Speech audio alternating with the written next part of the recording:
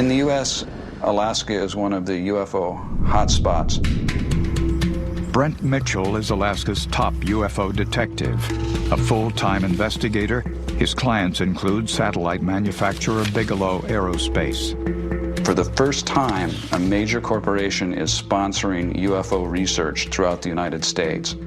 UFO sightings seem to occur in a very high percentage and in very large numbers compared to the rest of the United States.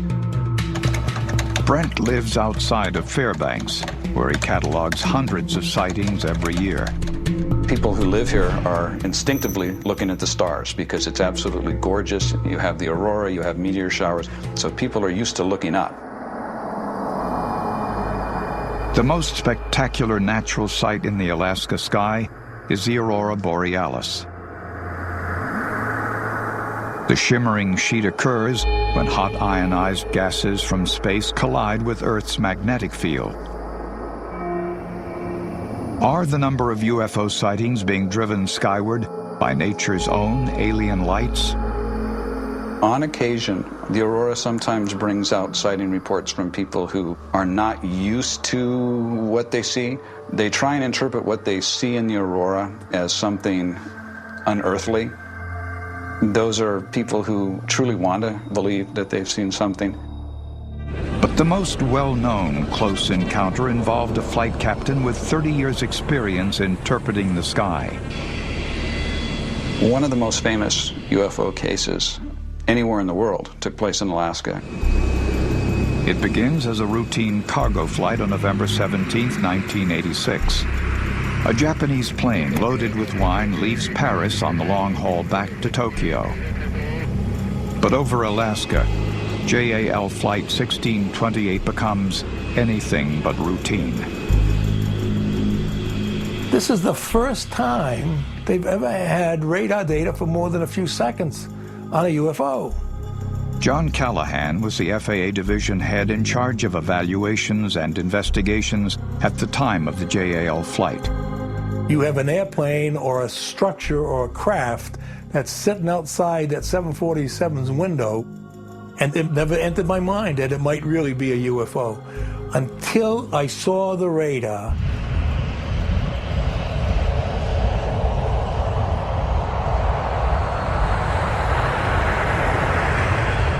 Just after 6 p.m., Captain Kenju Terauchi and a crew of 2 enter Alaska airspace for the second leg of their journey, heading for Anchorage. At the helm, Captain Terauchi has nearly 30 years in the cockpit.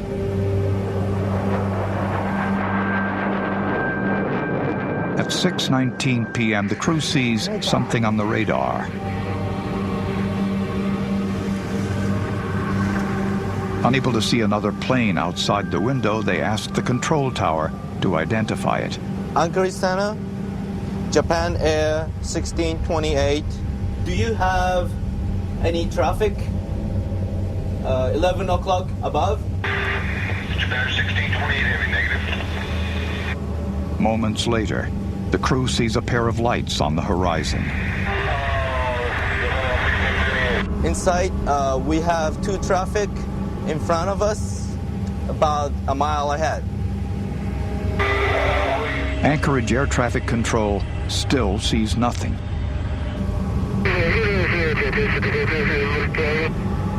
Over the next 30 minutes of that flight, a variety of incidents and things occurred that made this flight the mystery flight of UFOs.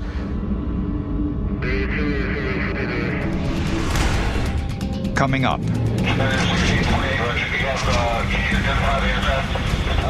We're not sure, but we have the traffic in sight now. It's a huge ship out here. It's no longer an airplane. It's some kind of a huge thing out here that's 4 times as big as an aircraft carrier.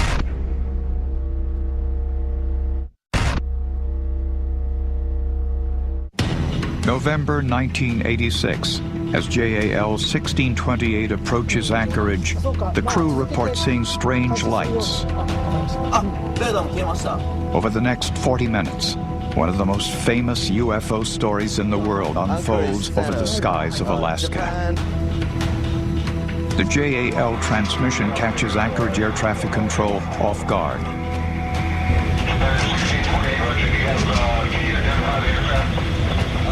We're not sure, but we have the traffic in sight now. And when the controller hears these words, it's like death approaching him, because it means that somehow he screwed up. He missed something. Something's wrong somewhere. Anchorage Air Traffic Control now asks Flight 1628 to maintain visual contact with the unknown craft.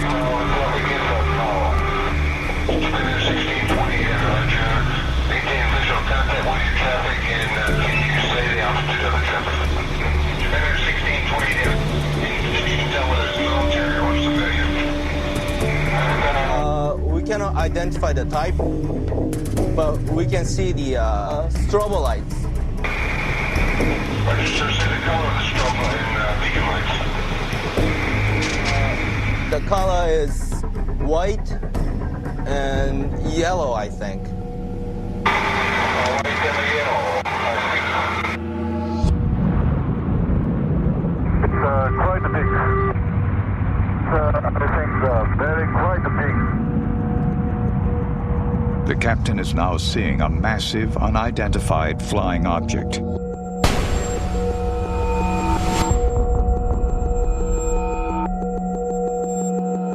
It's a huge ship out here. It's no longer an airplane. It's some kind of a huge thing out here that's 4 times as big as an aircraft carrier. 19 minutes after first encountering the unidentified craft, the crew nervously requests a new altitude and change to their flight plan. The goal, shake the unknown craft. Request to deviate from some object, request heading 240. Japan 1628, roger, fighting 240. Japan 1628, heavy. Deviations approved as necessary. Air traffic control requests that the Japanese airliner make a full circle. Japan 1628, heavy. Sir, I'm going to request you to make a right turn 360 degrees, 360 degree turn, and advise me what your traffic does then.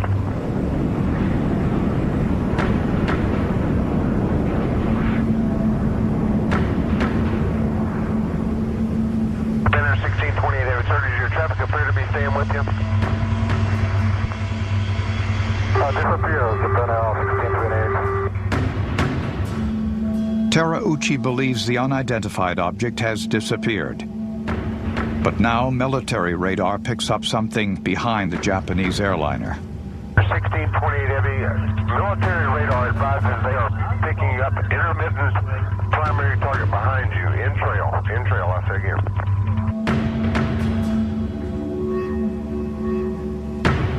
So you have radar confirmation of the object, you have professional aviators reporting the object, and military radar spotted them behind and to the left of JAL flight. Air traffic control requests another jet close by, United Flight 69, to fly within sight of JAL and report any traffic. Center from United 69. The Japan airliner is silhouetted against a light sky. I don't see anybody around him at all. I can see his contrail, but I sure don't see any other airplane.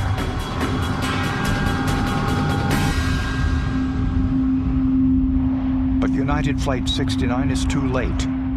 The craft has vanished. JAL 1628 continues on to its scheduled stop in Anchorage. Safe on the ground, Captain Terauchi's story makes it to the press. Within weeks, JAL is international news. This sighting was made by an airline pilot with 29 years of experience. The Federal Aviation Administration in this country began an investigation, and it ended today. The FAA report concludes that the pilot's story cannot be confirmed. They determine that the second radar image is actually an echo of the cargo plane. But former FAA Department head John Callahan believes the official reports are wrong. Callahan's division investigated the radar and cockpit recording from the JAL flight.